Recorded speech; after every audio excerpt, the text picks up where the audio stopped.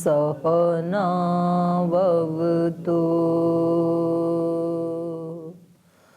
सहनौ भुनक्तु सह वीर्यङ्करवावहै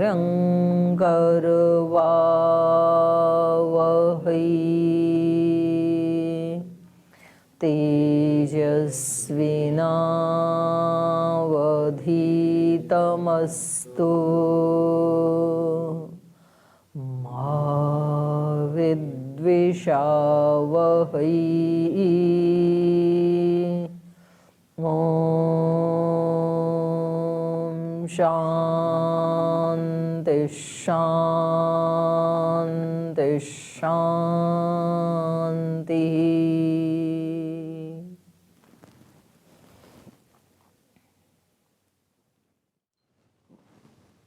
सूत्र पाठ। अथ तृतीयोऽध्यायस्य तृतीयः पादः। सर्ववेदान्त प्रत्ययं चोदनाद्य विशेषात् भेदान्येति चेन्नैकस्यामपि स्वाध्यायस्य तथात्वेन हि समाचाराधिकाराच्च सवच्च तन्नियमः दर्शयति च उपसंहारे अर्थाभेदाद् विधिशेषवत् समाने च अन्यथात्वं शब्दादिति चेन्ना विशेषात् न वा प्रकरणभेदात् परोवरीयस्त्वादिवत् संजातश्चेत् तदुक्तमस्ति तु तदपि व्याप्तेश्च समञ्जसं सर्वाभेदादन्यत्रेमे आनन्दादयः प्रधानस्य। इसको ना ठीक कर लेना, ये सामंजसम है नौ में, व्याप्ति से सामंजसम। व्याप्तिस्सामञ्जसम् आनन्दादयः प्रधानस्य प्रियशिरस्त्वाद्य प्राप्तिरुपचयापचयो हि भेदे इतरे त्वर्थसामान्यात् आध्यानाय प्रयोजनाभावात् आत्मशब्दाच्च आत्मगृहीतिरितरवदुत्तरात् अन्वयादिति चेत् स्यादवधारणात् कार्याख्यानादपूर्वं समान एवं चाभेदात् सम्बन्धादेवमन्यत्रापि न वा विशेषात् दर्शयति च संभृतिद्व्याप्त्यपि चातः पुरुषविद्यायामिव चेतरेषामनाम्नानात् भैदाद्यर्थभेदात् हानौ तु पायनशब्दशेषत्वात् कुशाछन्दस्त्युपगानवत्तदुक्तं साम्परायतर्तव्याभावात् तथा ह्यन्ये छन्दतुभयाविरोधात् गतेरर्थवत्तमुभयथान्यथा हि विरोधः उपपन्नस्तल्लक्षणार्थोपलब्धेर्लोकवत् अनियमः सर्वासामविरोधः शब्दानुमानाभ्यां यावदधिकारम् अवस्थितिराधिकारिकाणाम् अक्षरधियां त्ववरोधः सामान्यतद्भावाभ्याम् औपसदवत्तदुक्तं यदामननात् अन्तराभूतग्रामवत् स्वात्मनः अन्यथा भेदानुपपत्तिरिति चेन्नोपदेशान्तरवत् व्यतिहारो विशिंसन्ति हीतरवत् सैव हि सत्यादयः कामादितरत्र तत्र चायतनादिभ्यः आदरादलोपः उपस्थिते यतस्तद्वचनात् तन्निर्धारणानियमस्तद्दृष्टेः पृथग्य प्रतिबन्धः फलं प्रदानवदेव तदुक्तं लिङ्गभूयस्त्वात् तद्धिवलीयस्तदपि पूर्वविकल्पः प्रकरणात् स्यात् क्रियामानस्वत् अतिदेशाच्च विद्यैव तु निर्धारणात् दर्शनाच्च श्रुत्यादिवलीयस्त्वाच्च न बाधः अनुबन्धादिव्यः प्रज्ञान्तरपृथक्त्वदृष्टश्च तदुक्तं न सामान्यादप्युपलब्धेर्मृत्युवन्न हि लोकापत्तिः परेण च शब्दस्य ताद्विध्यं भूयस्त्वात्त्वनुबन्धः एक आत्मनः शरीरे भावात् व्यतिरेकस्तद्भावाभावित्वान्न तूपलब्धिवत् अङ्गावबद्धस्तु न शाखासु हि प्रतिवेदं मन्त्रवद्विरोधः भूम्ना कृतवज्जायस्त्वं तथा हि दर्शयति नानाशब्दादिभेदात् विकल्पो विशिष्टफलत्वात् काम्यास्तु यथा कामं समुच्चयेरन्न वा पूर्वहेतुभावात् अंगेषु यथाश्रयभावः शिष्टेश्च समाहारात् गुणसाधारण्यश्रुतेश्च न वा तत्सहभावाश्रुतेः दर्शनाच्च इति तृतीयः पादः। ओम। तो आइए अभी भाष्य पढ़ते हैं। तृतीय अध्याय का तृतीय पाद पढ़ रहे हैं। और यहाँ पर प्रकरण ये चल रहा था कि इन्होंने श्रुति में जो उपासना से संबंधित वर्णन है, तो इन्होंने कहा था कि जैसे वेदांत का या उपनिषदों में जो उपासना का जहाँ कहाँ वर्णन है उन सब का उपसंहार कर लेना चाहिए। उसके साथ ही श्रुति में भी जहाँ कहीं उससे संबंधित, उपासना से संबंधित कहीं वर्णन है तो उसका भी उपसंहार कर लेना चाहिए।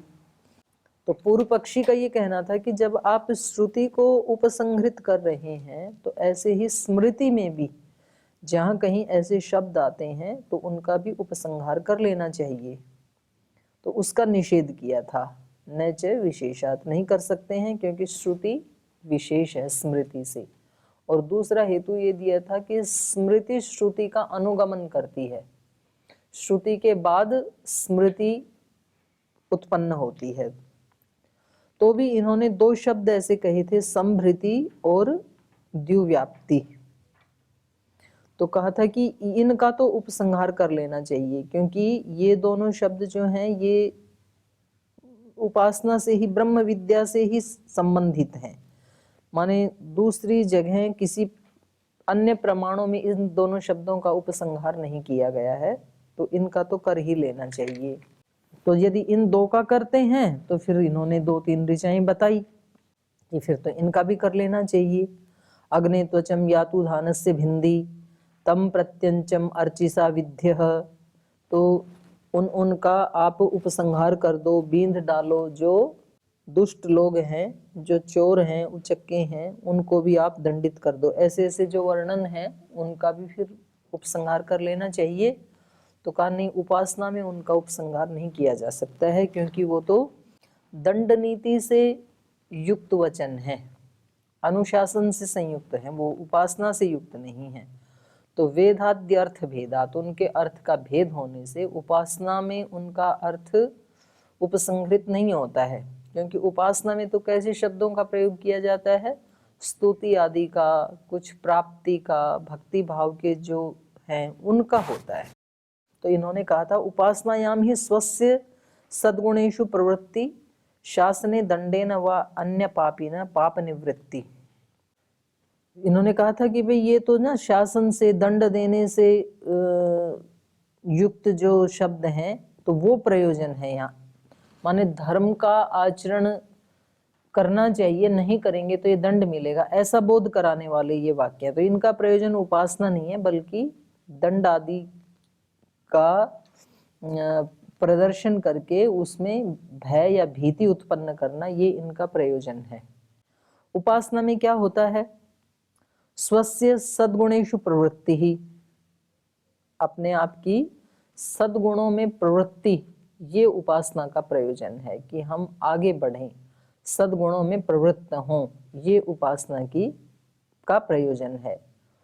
और शासने दंडने वा, शासन और दंड का प्रयोजन क्या है, अन्य पापी न पाप निवृत्ति, जो पापी लोग हैं उनकी पाप से निवृत्ति हो, ये दंड का प्रयोजन। तो दोनों का प्रयोजन, दोनों का अर्थ भिन्न भिन्न है।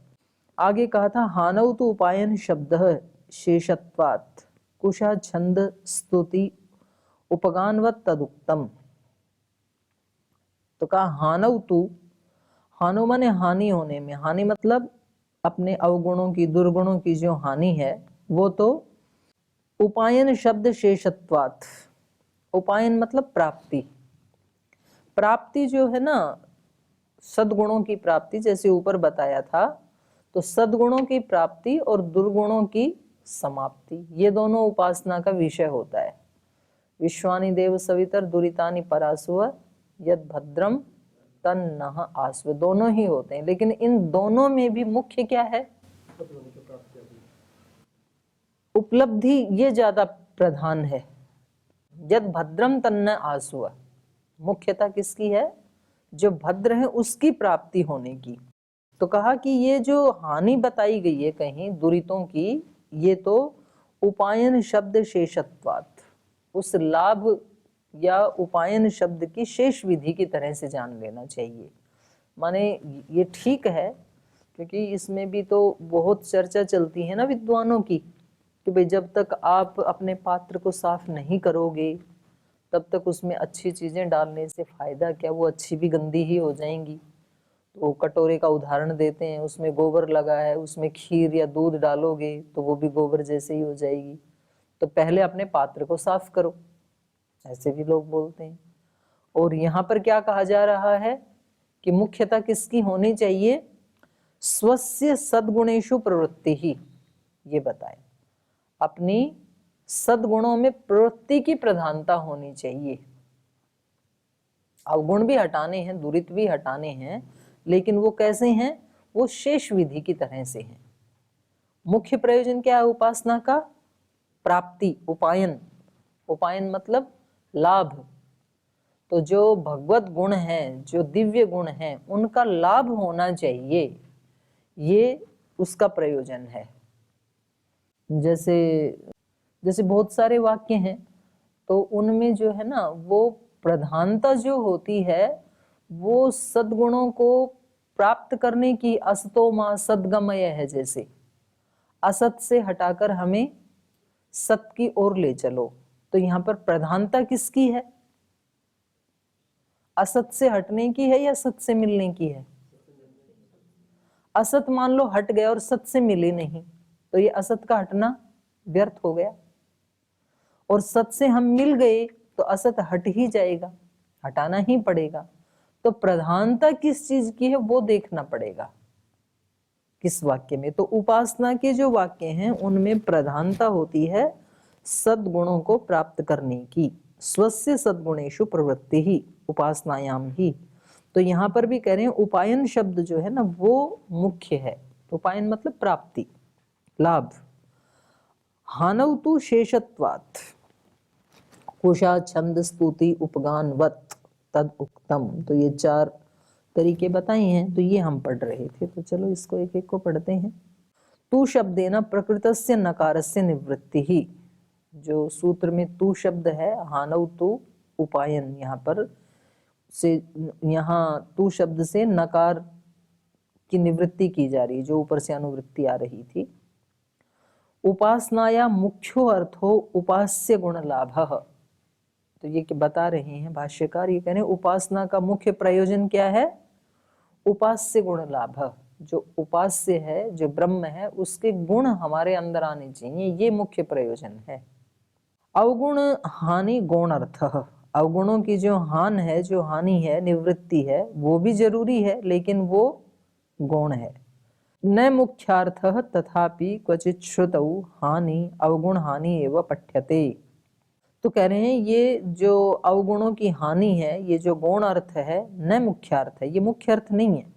तथापि फिर भी क्वचित श्रुतौ, कहीं कहीं श्रुति में, हानि अवगुण हानि एवं पठ्यते, कहीं कहीं अवगुणों की हानि भी पढ़ी गई है, लेकिन जहाँ पढ़ी है वहां पर भी मुख्य प्रयोजन तो लाभ प्राप्ति का ही है। जैसे ये उदाहरण दे रहे हैं, अश्व इव रोमाणी विधूय पापम चंद्र इव राहो मुखात प्रमुच्य। जैसे घोड़ा अपने रोमाणी विधूय, रोमों को, अपने बाल को झाड़ देता है, ऐसे पाप मेरे से झड़ जाएं। तो वो कैसे झाड़ देता है, बड़ी आसानी से झाड़ देता है। पहले उसमें लोट-पोट करता है मिट्टी में और खड़ा होकर के एक बार ऐसे झड़का देता है, तो कोई ज्यादा पुरुषार्थ नहीं करना पड़ा। तो ऐसे मेरे पाप झड़ जाएं, ऐसी यहाँ पर प्रार्थना की गई है। और चंद्र इव राहु मुखात प्रमुच्यत, जैसे चंद्रमा राहु के मुख से छूट करके और खिल जाता है, अपनी ज्योति फैलाता है, ऐसे ही मैं दुर्गुणों से छूट जाऊं। तो दोनों जगह क्या किया है, अवगुणों की हानि के बारे में कहा है।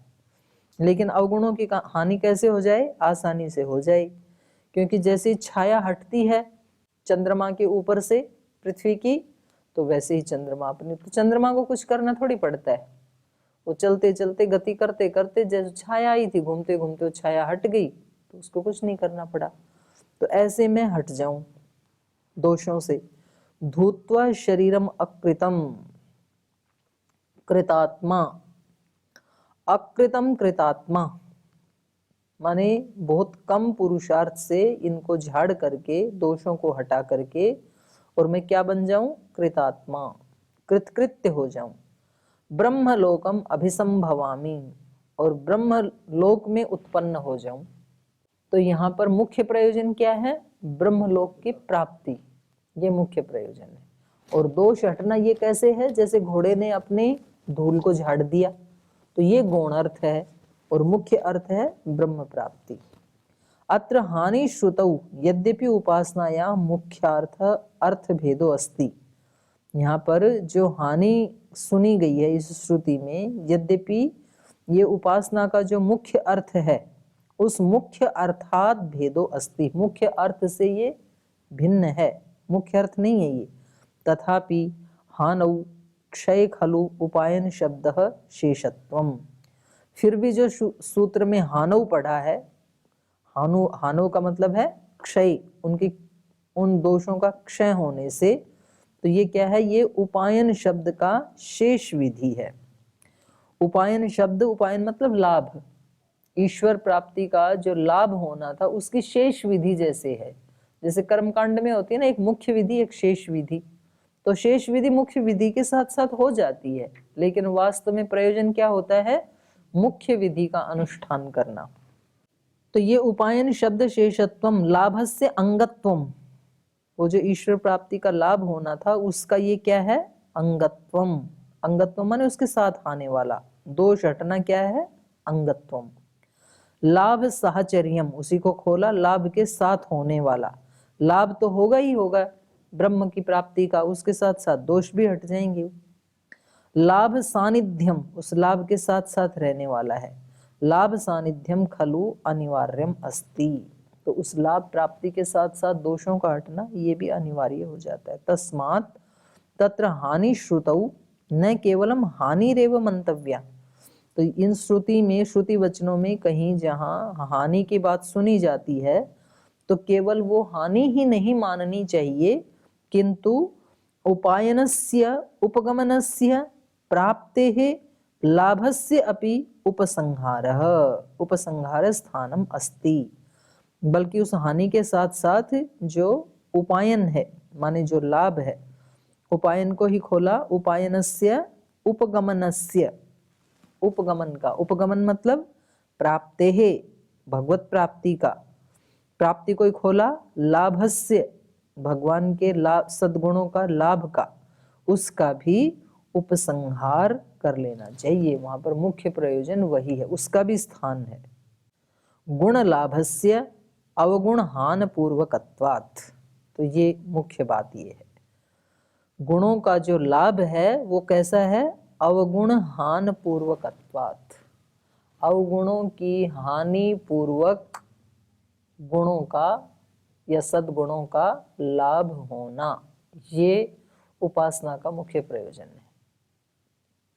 हम उपासना करते हैं रोजाना, ना तो भगवान के सद्गुणों की प्राप्ति हो रही है और ना तो अवगुण की हानि हो रही है, तो इसका मतलब उपासना शुद्ध नहीं हो रही है। शुद्ध उपासना का मतलब क्या है? दिव्य गुणों की प्राप्ति होनी चाहिए और उसके साथ साथ कुछ अवगुणों की हानि भी होनी चाहिए, और यदि दोनों ही नहीं हो रहे हैं तो इसका मतलब उपासना नहीं हो रही है। उपासना के नाम पे हम कोई अशुद्ध विधि का आयोजन कर रहे हैं रोजाना। तो ये हमें समझा रहे हैं कि उपासना का मतलब क्या है। गुण लाभस्य अवगुण हान पूर्वकत्वात्, परमात्मा प्राप्ति का या भगवत प्राप्ति का लाभ, और वो कैसा होना चाहिए? अवगुण हान पूर्वकत्वात्, अवगुणों की हानि पूर्वक। और लाभ होता है तो हानि अपने आप भी होती ही है। जब व्यक्ति किसी अगली स्टेप के ऊपर पैर रखता है, दूसरी के ऊपर पैर रखता है, तो पहली छूटती ही है, रह नहीं सकती है। सद्गुण आने के बाद दुर्गुण व्यक्ति में रह नहीं सकता है, फिर वो हट ही जाता है।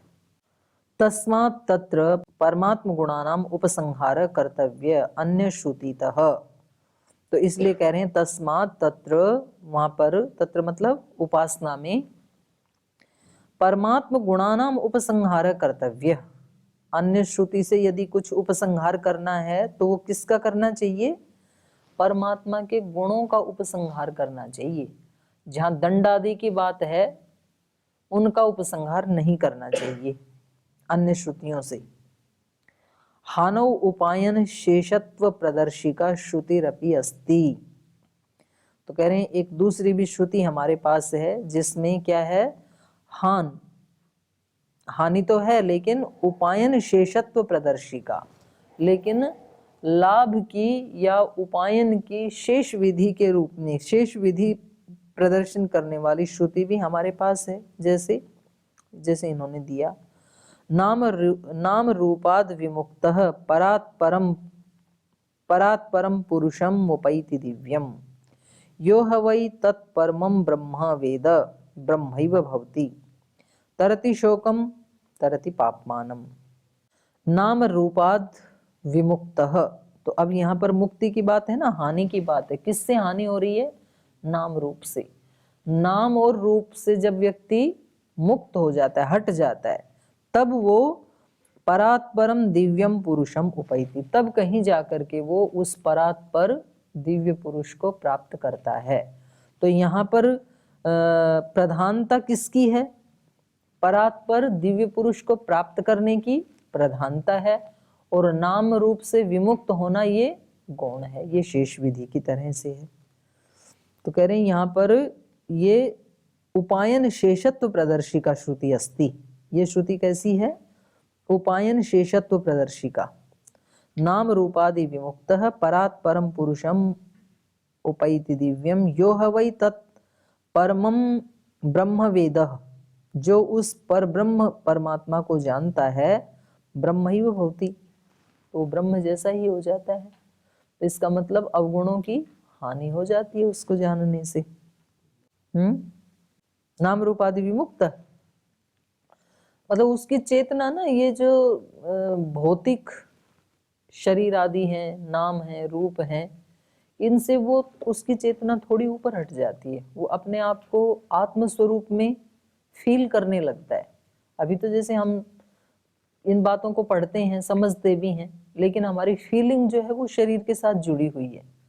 शरीर के सुख दुख को ही हम सुख दुख मानते हैं, अभी शरीर के सम्मान या अपमान को ही अपना सम्मान या अपमान मानते हैं। तो इसका मतलब है कि अभी हम नाम और रूप के साथ काफी अटैच हैं, और जैसे व्यक्ति इस दुर्गुण को हटा करके अपने रूप में रहता है, तो फिर वो नाम और रूप से विमुक्त जैसे रहता है। मतलब औरों की दृष्टि में तो वो नाम और रूप से युक्त है, लेकिन वो अपनी अंतः अनुभूति में नाम रूप से बिल्कुल डिटैच रहता है।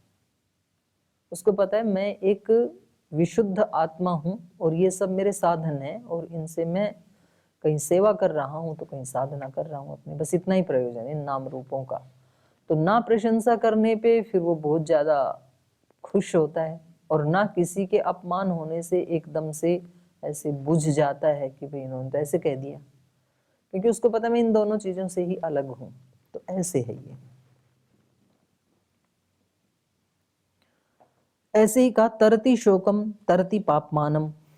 इसी मुंडक उपनिषद में इसी में ही कहा है कि जो नाम रूप आदि से विमुक्त हो जाता है, शोक को भी तर जाता है, और तरति पापमानम, पाप को भी तर जाता है। ऐसे ही अगली श्रुति में कहा, यदा सर्वे प्रमुच्यन्ते कामा यस्य हृदि श्रिताः मर्त्यो अमृतो भवति अत्र ब्रह्म समश्नुते। यदा सर्वे कामा, ये अस्य हृदय श्रिताः, जो इसके हृदय में स्थित जो कामनाएं हैं तरह तरह की, वो सारी कामनाएं यदा प्रमुच्यन्ते, जब हट जाती हैं, कोई कामना नहीं है व्यक्ति के हृदय में, तो फिर ये मर्त्य अमृतो भवति, तब ये जो मरण धर्मा है ये क्या हो जाता है? अमर हो जाता है। जब सारी कामनाएं इसकी नष्ट हो गई, कोई कामना नहीं बची है, तो ये जो मरण धर्मा मर्त्य है ये अमर हो जाता है। तो मर्त्य कौन है? मर्त्य तो शरीर है। तो शरीर के साथ जब तक लगा हुआ है, तब जब तक कामनाएं हैं, कामनाएं नहीं है तो शरीर से डिटैच हो जाता है, तो फिर वो अपने अमर स्वरूप में ही आ जाता है। मर्त्य अमृतो भवति यत्र ब्रह्म समश्नुते। और यहाँ पर वो अत्र ब्रह्म स्मश्नुते, जब कामनाओं से ऊपर उठ जाता है तो ब्रह्म को प्राप्त कर लेता है। तो यहाँ प्राप्ति किसकी हो रही है? ब्रह्म की। हानि किसकी हो रही है? कामनाओं की। हृदय में स्थित जो कामनाएं हैं उनकी तो हानि हो रही है, लेकिन मुख्य प्रयोजन क्या है यहाँ पर? ब्रह्म प्राप्ति का। तो ब्रह्म स्मश्नुते। अत्र परमात्मन उपगमनम, तो कह रहे हैं यहाँ परमात्मा का उपगमन। ये 4 चीजें बताई थी ना, जो छंद, स्तुति, उपगानवत। तो ये छंद के बारे में वर्णन चल रहा है। छंद मतलब मंत्र, श्रुति। अत्र परमात्मन उपगमनम, तो इन श्रुतियों में, इन छंदों में परमात्मा का तो उपगमन, उपगमन को ही कहा लाभ, परमात्मा का लाभ यहाँ पर दिखाया जा रहा है। हानेन, हान के द्वारा, जब हान होगा कामनाओं का या नाम रूप का हान होगा तो ब्रह्म का लाभ होगा, ये दिखाया जा रहा है। तो हानेन, हान के द्वारा, हान को ही खोला, संसार त्यागेन, संसार के त्याग से, और शोक दुख त्यागेन, शोक और दुख के त्याग से, उसी को ही खोल दिया, वासना त्यागेन, वासना का त्याग करने से। तो इन सब का हान होने से, इन सब का त्याग करने से, इन सब के त्याग के साथ सह उपगमनम लाभो प्रदर्श्यते, इन सब के साथ उस ब्रह्म के लाभ का या ब्रह्म के दर्शन का यहाँ पर वर्णन किया गया है। एवं उपासनाया लाभो न हानम अंतरेण संभवति इति, तो कह रहे हैं इस प्रकार ये जो उपासना का लाभ है वो दुर्गुणों के हानि के बिना संभव नहीं है, ये दिखाया गया इन ऋचाओं में। तो हानि भी साथ जुड़ी हुई है, लेकिन तो भी प्रयोजन उपासना का है ब्रह्म प्राप्ति मुख्य रूप से। तच्च इदम हानौ उपायन शब्द शेषत्वम, यद्यपि यहाँ पर हान जरूरी है, हान मूलक ही उपायन है यहाँ पर, लेकिन तो भी कह रहे हैं तो भी ये उपायन शब्द की शेष विधि ही है, दुर्गुणों का अवगुणों का नाश होना, मुख्य तो उपायन ही है। कुशा छंद स्तुति उपगानवत, तो ये 4 चीजें जो बताई, कुशा मतलब कुशा, छंद और स्तुति और उपगान, इनसे जो कहा तो उसका आगे ये वर्णन कर रहे हैं। वैसे ये भी छंद का ही था, ऊपर जो दिखाया है ये भी। तो पहले कुशा का, तद यथा कुशा वानस्पत्यास्थः तामापात, कुशाएं कैसी होनी चाहिए? वानस्पत्याः, वनस्पति की कुशाएं होनी चाहिए।